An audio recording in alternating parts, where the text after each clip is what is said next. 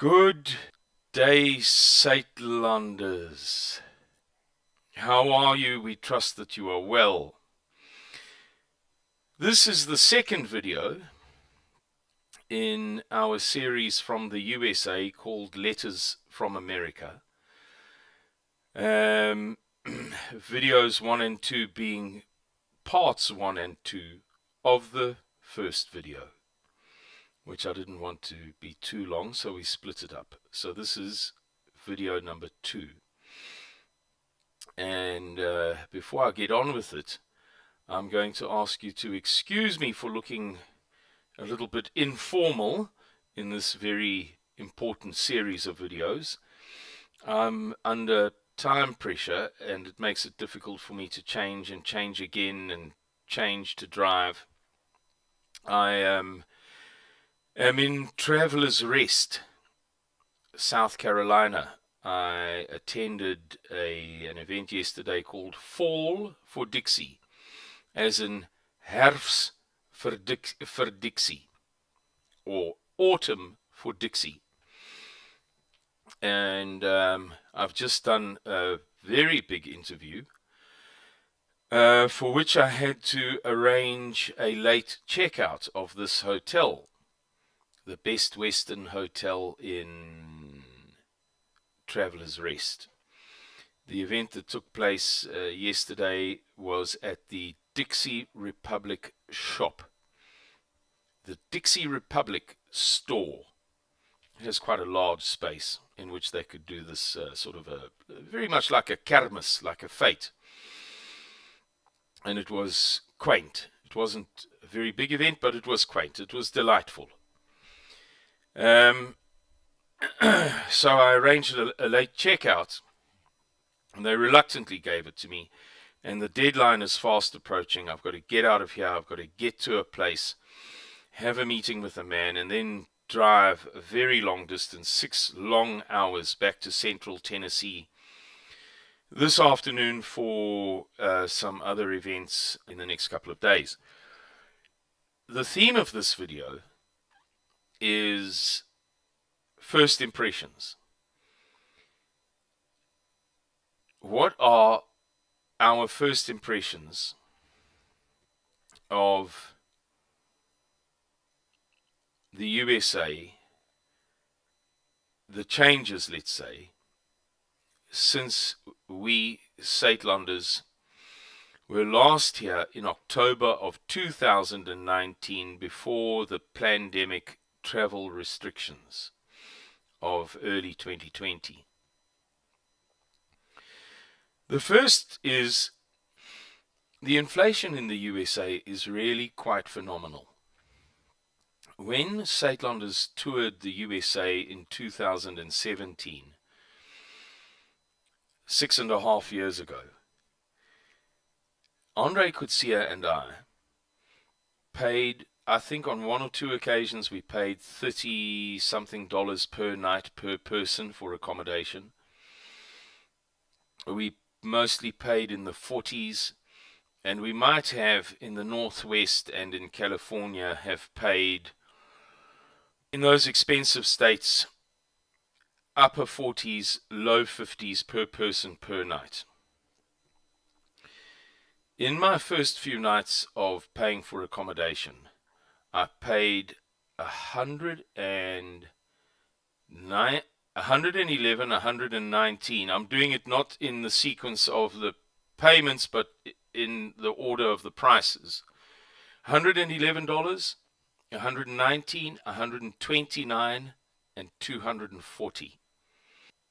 This hotel is, well, you want to tell you how much it's costing. It's about $180 a night. Now, that doesn't apply equally everywhere, but it is indicative of the severe financial changes that are taking place in this country, that the inflation should have had such an unbelievable effect in a few short years. And you see it in everything. I think I told Mr. Miller this story in a message a couple of weeks ago. I bought a Wendy's hamburger, which is really nothing to write home about it. If you made such a hamburger for guests, At home, you would be embarrassed. It's rubbish. It doesn't pretend to be anything but that.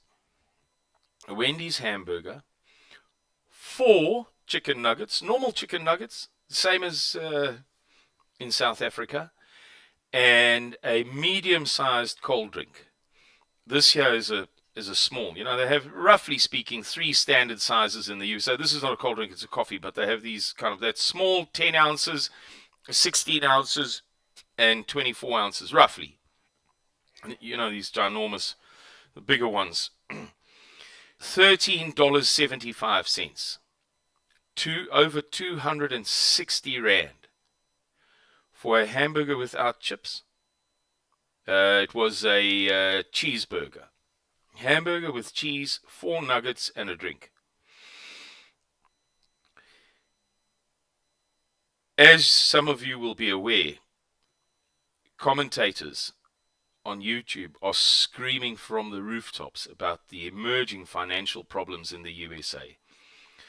The bond market, according to Lynette Zhang, very famous woman commentator on the internet, my friend Amanda in Benoni, a big fan of hers.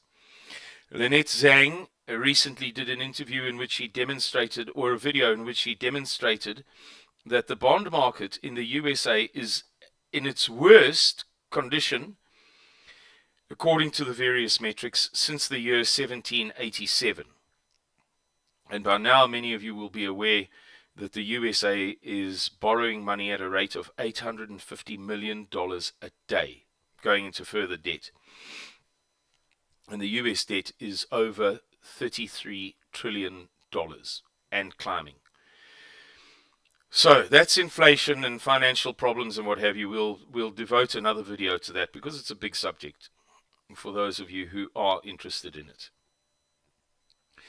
The next big difference that I've seen is the correct English word, the proper English word is miscegenation, mixed race couples. Far more than 6 years ago. There's not much to elaborate on that topic. The next big difference is stores that are closed but intact. They have all the stock sitting on the shelves. The rent is still being paid. The till and everything else is in place or are in place. And there's a sign on the door saying, closed because we can't get people to work, or closed because we can't get help, as in people to work, employees. There is an enormous reluctance of many people in the USA to work since COVID. Since they received all of that free money in 2020 and 21, but mostly in 2020. I've seen myself personally a number of such shops. It's incredible, absolutely incredible to see it. Whole shop standing, everything just as it was, waiting for the day that hopefully they can open their doors to trade again once they have the staff. Elderly working. You can't believe the number of 70-year-old people, particularly women, overwhelmingly women in, by the looks of things, their 70s, who are working at McDonald's and Burger King and Wendy's and Crystals and White Palace and wherever. I've been into a few where the majority of the people that you can see from the counter when you order are in their 60s or 70s. In other stores or QSRs, as they call them, quick service restaurants, it'll be 1 or 2 or 3, but I have been in at least 2 in which, as you look at the number of people, there are 2 people at the front, there's 1 person cleaning, there's somebody at the drive-through window, there are 2 or 3 people on the left-hand side down that passage doing the packing, and then you can vaguely see 2 or 3 people in the back. When the literal majority of those people have been people who are clearly beyond the age of retirement, and have come out of retirement to try to make a buck in these difficult financial times. And the last salient, most noticeable change, the last of the most outstanding first impressions on this tour is the glumness of the youth. They're so miserable. We had some very serious challenges at the beginning of this tour. And so I was forced to sit and do nothing for 3 weeks, or to do very little anyway.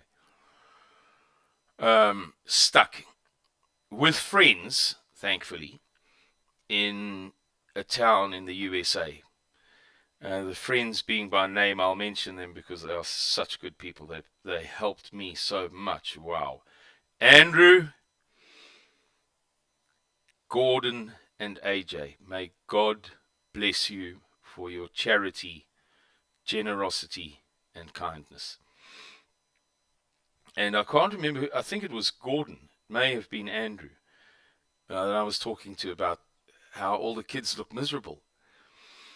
And I was halfway through a sentence, and they finished it for me. I was saying, wow, I can't get over it. All of these kids, they look so glum, they look so miserable, they look so, goodness me, if you want to. And this guy, kind of like magic, he knew exactly what I was going to say. Get a smile out of anybody, it's going to be from an old person. If you want to get a smile out of anybody, it's going to have to be an old person. This is a country that is struggling with itself. And that struggle is being manifest very much among the youth. Yesterday I had the privilege of attending this Dixie Fest in the Fall for Dixie at the Dixie Republic store. Look at their website. It's dixierepublic.com if you're interested in their merchandise. It's fantastic. It's absolutely delightful. And I thought to myself as I was chatting to some of these guys, word spread, that guy, whatever. That's something. Oh, St. London, So this kind of stream of guys came up to me and said, now we recognize you from years ago. And I got into a big fat chat with these guys, and the most outstanding, remarkable feature of that series of conversations, one that led into the next over a few hours standing at this leatherworking shop at Dixie Republic, was how the young people, they were mostly youngsters, that I was talking to had some sort of light inside of them. Some sort of something that I know and understand, something that I knew and understood as a child among my peers, something that I see when I talk to Kevin or Tinus or whoever I'm dealing with, or Oom John or Oom Johan in Van der Kloof, rather than the misery that you kind of see somewhere deep in the eyes of the majority of young people of, let's say, a bit younger than I am, so in their 40s, 30s, 20s, teens. And it gets worse as they get younger. It's very, very, very ominous. Anyway, guys, we're going to do a whole bunch more videos. We're going to talk about World War III. We're going to talk about some of the other things happening in the USA. And we'll see you with that very, very soon. Thank you very much, and God bless all of you. Bye-bye.